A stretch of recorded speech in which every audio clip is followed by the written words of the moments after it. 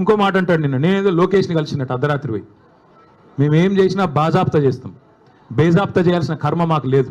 అయినా నాకు తెలియక అడుగుతా, లోకేష్ ఏమైనా నీ లెక్క అంతర్రాష్ట్ర దొంగనా? లోకేష్ ఏమైనా నీ లెక్క సంచులు మోసినోడా?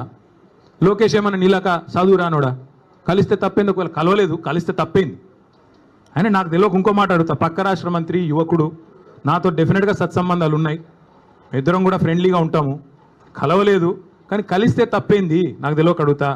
అయినా మీ పెద్ద బాసు చంద్రబాబు కొడుకే కదా, నేను ఏదో గూండానో దావుద్ ఇబ్రాహింనో చీకట్లో కలిసినట్టు డైలాగులేంద్రా హౌలా. నేను అడిగింది ఏంది, నేను చెప్పింది ఏంది?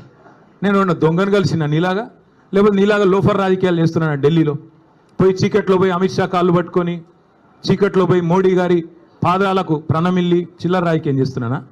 పక్క రాష్ట్ర మంత్రి యువకుడు, నాకు తమ్ముళ్ళు అంటాడు, కలిస్తే కలుస్తా కానీ నేను కలవలేదు. దానికి ఏదో పెద్ద ఈయనేదో గొప్ప విషయం కనిపెట్టినట్టు. ఆయన నాకు తెలియక అడుగుతా, పాలన గురించి తెలుసుకోవాలంటే మమ్మల్నే కలుస్తారు బీఆర్ఎస్లను, దోపిడీ గురించి తెలుసుకోవాలంటే నిన్ను కలుస్తారు. ఆయన నన్ను కలిస్తే నీకేం నొచ్చింది?